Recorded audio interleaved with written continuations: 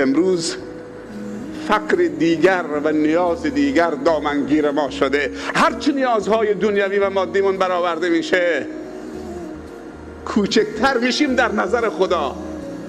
خیلی حرفا طوری میخوام جلوه بدیم که در نظر خلق خدا و همسایگان و همشهریامون بزرگ جلوه پیدا بکنیم، ولی غافل از اون که روز به روز در نظر خداوند و فرشتگان خداوند که خوبی‌های ما و نیت‌های ما و کارهای خیر ما را می‌نویسن روز به روز کوچکتر میشویم. 2 نفر بیشتر وجود نداره. تو کوچک نیستی. چرا با معصیت خدا خودمون رو کوچک میکنیم؟ 2 نفر فقط. یکی ذات الله است، دوم انسان است، فرمانده و جانشینش. کسی دیگر هست؟ الله گفته من بعد از من نفر دوم جانشین من. جانشین الله کیه؟ جبرائیله؟ انسانه. این موقعیت رو شما تشخیص داده بودید که شما چه موقعیتی دارید، چه حرمتی دارید؟ و همیشه قدرت فرمانده به جانشینش منتقل میشه. جانشین یعنی کسی که حق امضا رو داره،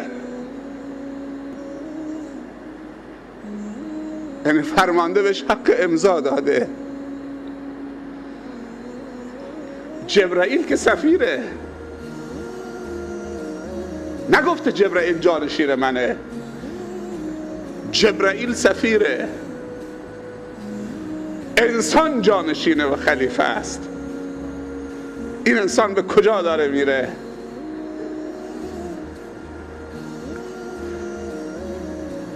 اگر جانشین فرمانده خیانت بکنه چه چیزی رو باید انتظار داشته باشه؟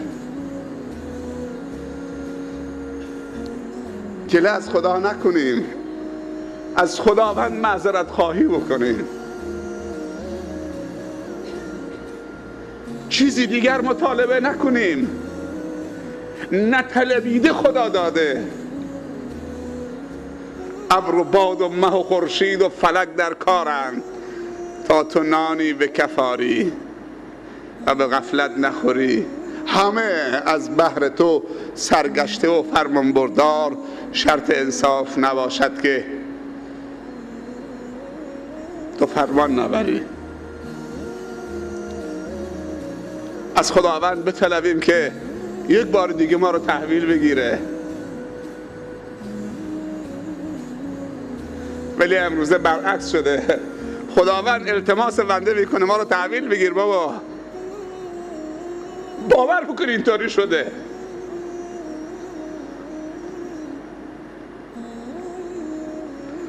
خداوند به اون عظمتش میگه بابا ما رو تحویل بگیرید.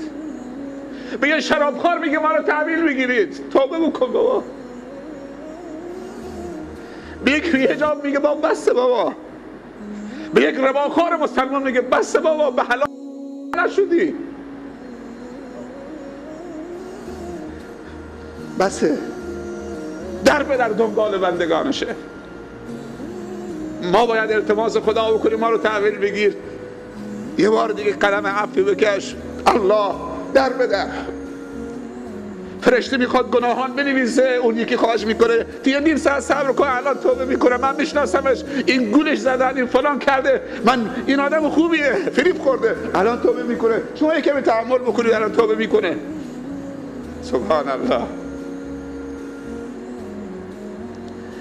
و پیامبر صلی الله علیه و سلم وصف خوشحالی زاید الوصف رب العالمین میکنه وقتی یک بنده توبه میکنه. میگه تصور بکنید که یک نفر با شترش مشک آبش هم گذاشته روش، طعام و توشش گذاشته رو اون شترش، در بیابان داره میره، آفتاب سوزان اونو میسوزونه، میرسه به یک درخت کهوری یا کناری یا به یک درختی سایه‌ای در بیابان، غنیمت میشماره، زیر اون سایه استراحت میکنه، دستش زیر سرش، مشک آب و توشه غذای راهش روی شترش، شتر رو رها میکنه که همین دور و برا بچرخه.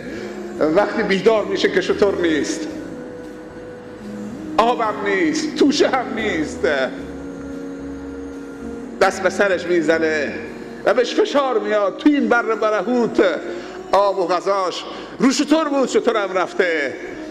همینجا راضی میشه به رضای خدا و توکل به خدا میکنه و تقریبا فکر میکنه که دیگه مرگش حتمی است و همونجا چشمش یا دلش خواب میره.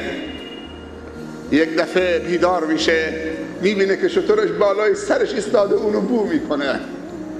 از خوشحالی بلند میشه، دوباره حیات پیدا میکنه، میگه خدایا تو عبد منی و من رب تو. از خوشحالی اشتباه میکنه. پیامبر میفرمایند الله سبحانه و تعالی به بازگشت بندهش و توبه نصوح بندهش از این کسی که شترش گم کرده و این همه خوشحال شده بود که القاب و جا به جا کرد، خوشحال تر میشه.